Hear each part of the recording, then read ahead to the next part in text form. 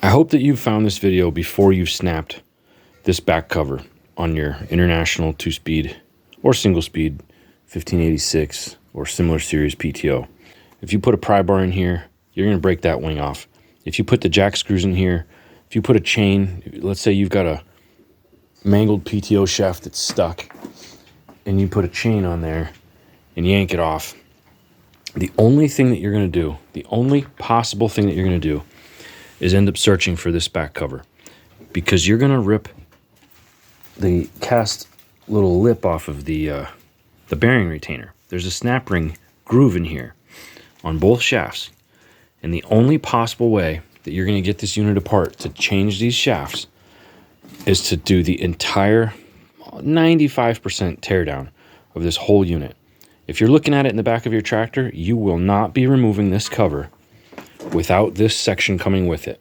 You cannot separate this piece from this piece until you have dismantled the entire unit, which I'm going to walk you through step by step and point out all of the confusing parts of this in this video.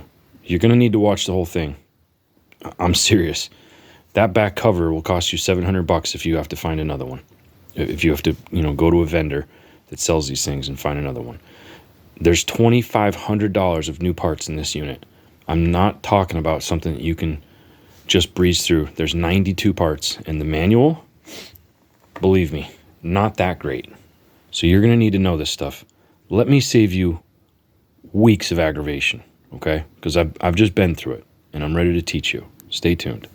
Hey guys, today I'm going to try to cover the small details on this International 1586 PTO. This is a 2-speed PTO, so you may have a single speed. There's going to be some differences. I'm not an expert. This is a tractor job that I got kind of talked into to help a friend. I've had it for way longer than I wanted. It turned into a much bigger job. So when I took this PTO apart, I mean, it literally fell apart. So the first thing you need to know is that the entire unit comes out like this, all intact. Two guys can do it.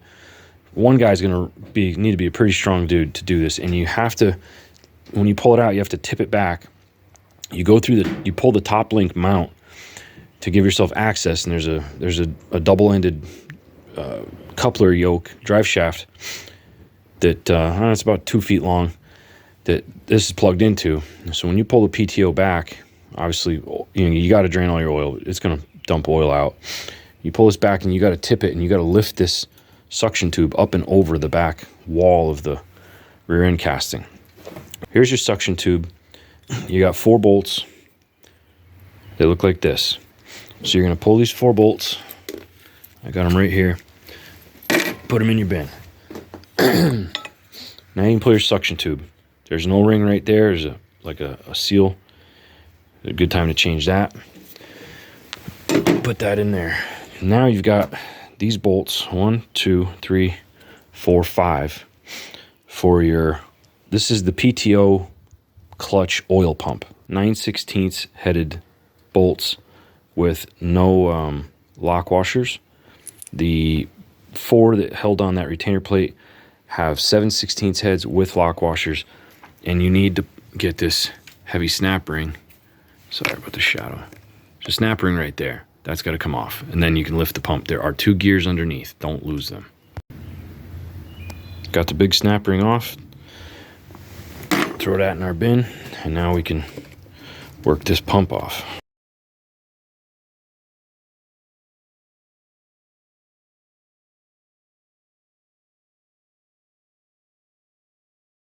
This gear here has a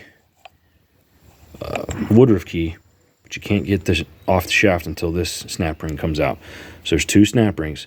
It's going to locate this shaft, and that is critical. So you need 2 equal snap rings right here. Do not lose them. Once your snap rings are off, raise that sprocket. There's no bearing in it. And then you've got to get this woodruff key. You got to kind of tap it out without wrecking it. Now that this woodruff key is out, we're going to pull 4 bolts, I believe they're 9/16 heads, off of this like clutch housing cover piece. These are the 4 bolts, 9/16 heads. no lock washers. Once we've got that done, it's time to pull this cover up. We take this up.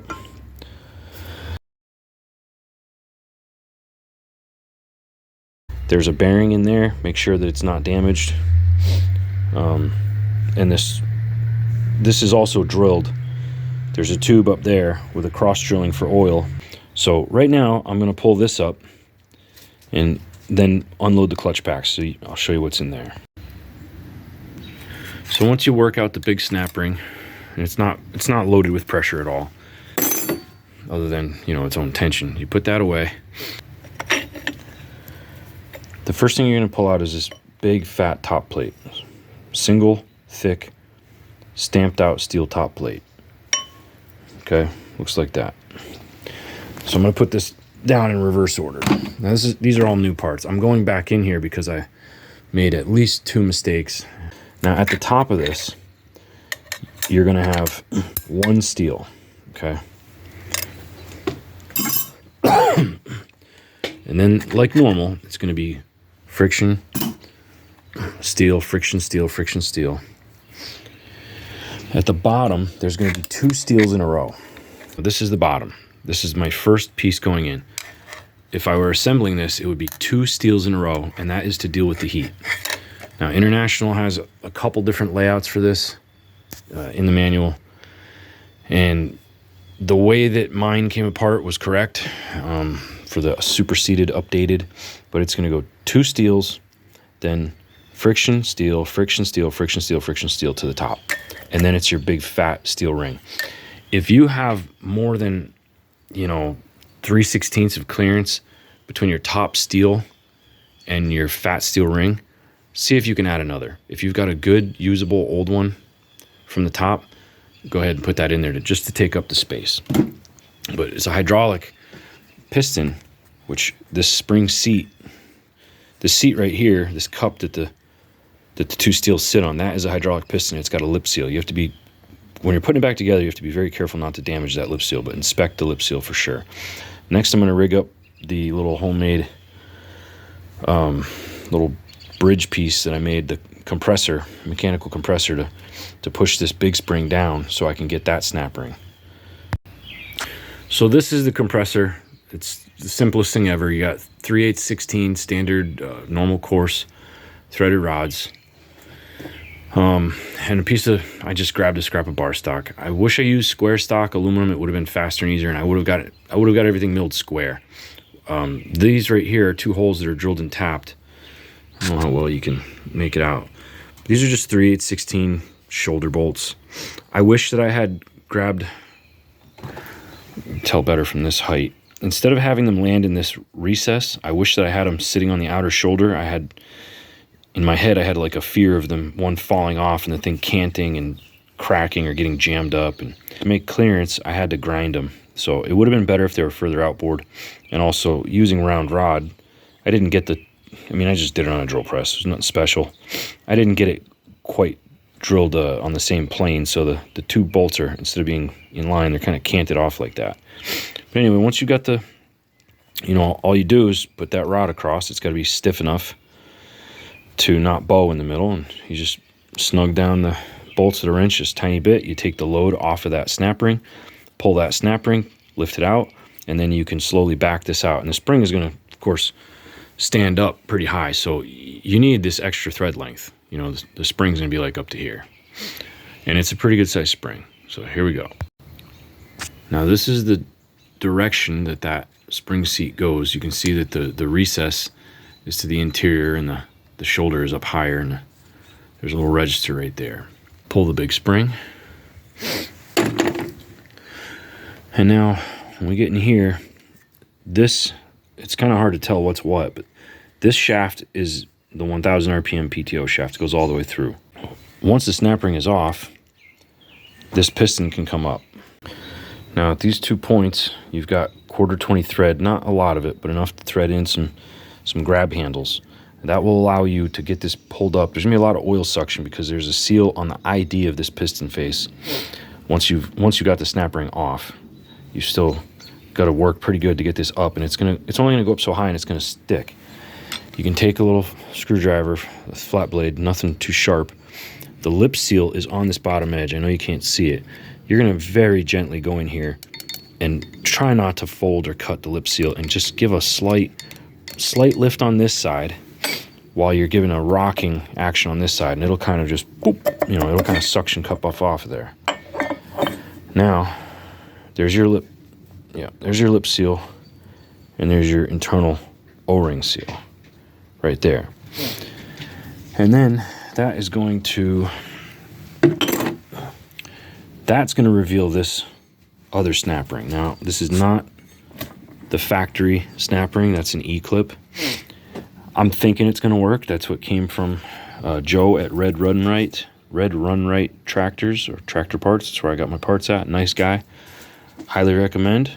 He's been great to me so far. He put a lot of time into helping me walk through this before and after the sale. So shout out to Joe. Thank you very much, sir. Now you're going to pry up underneath this clutch drum, and it's going to, I mean, I had to press the thing apart because of the damage from all the heat from this destroyed clutch. But this one just, you know, I put two little pry bars under and broke it loose before the video. So you're going to pull that up, and this is what it looks like. You're going to have, that's not great. So you're going to have two seals, and these are new. And that one just shaved a little bit. Teflon type seals. So you're going to have two seals on this drum. Nothing in the interior. I'll have to clean that up. Maybe I'll hose clamp that to shrink it a little bit better. I mean, it's a lot better than what I took out, though, even with the tear. Now, these are your 3 brakes, 1, 2, 3, and they should have a friction material. These are brand new. On this unit, they're hydraulic. At this point, we've gone as far as we can on this side. I do have this, the PTO valve in there. I've already gone through it. My spring was broken. That was very hard to track down. I'm leaving this in here, and it makes a good handle. This, even halfway, this unit's pretty heavy.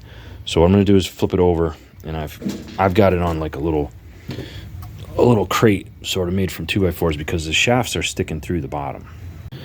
Okay, looking from the implement side, we've got our fine spline 1000 RPM direct PTO, and this is our 540, which is counter shafted through a gear reduction.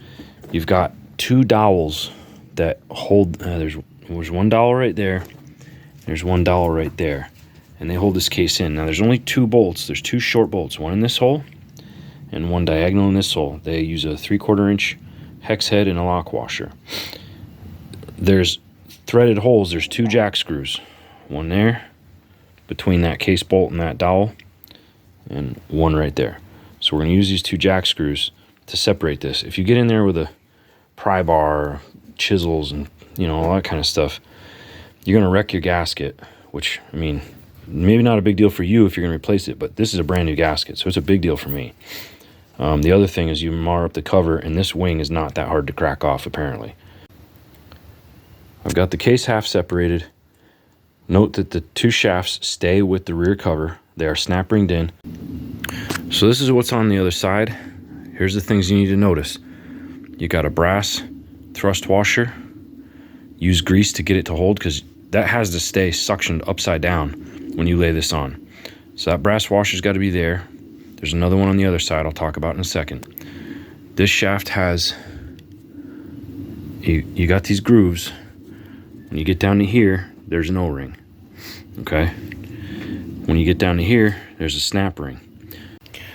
Just to be sure that I hadn't missed anything, I pulled that snap ring. I pulled this gear. The gear has a one-way.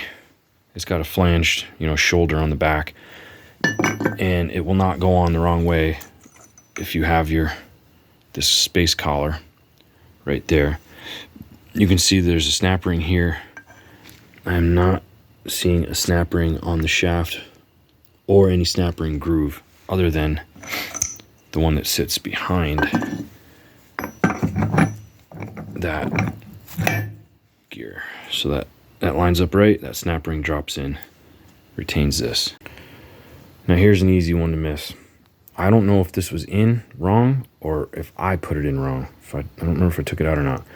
Note that one edge of this idler pin, part 85, that this gear, that floating idler gear, note that one side's flat, one side is hollow, and with a step. This is critical. So that's how we're going to do that. And remember, there's going to be a gasket right here. I missed that the first time. I didn't even see the gasket. It was in between 2 sheets of cardboard in the gasket kit. Now when you put this idler stub shaft in correctly, it's going to be the solid side facing the implement. Don't forget to put your brass thrust washer. I think that they're the same. I think you could put either one. The front, there's one in the front, one in the back. This is the one that needs the grease. So here's our 1000 RPM, here's our 540, and that idler gear is going to go right in here. I don't think the idler gear has a up or down. It has a bearing in there, a needle bearing. You might want to put some oil on it, it's up to you. Drop that in. Don't get your fingers squished. Now all you got to do is put the rear case half on. Make sure you got your gasket and that it's not going to get crushed or anything. You know, if you got a gasket that won't agree with you, just put some grease. Put some grease on that flange and stick it down. That way it'll stay put. Make sure that, you know, if you've pulled these up to change your clutch brakes, make sure that you've snugged all these, because if it leaks, then your PTO brake's not going to work. And then we just take this half and lower it on face down, obviously. All right, I think that covers it. You should be able to assemble this all by just reversing the disassembly, and I think that really does cover the details pretty well. Hope this has helped you. Praise the Lord and God bless. Thank you for watching.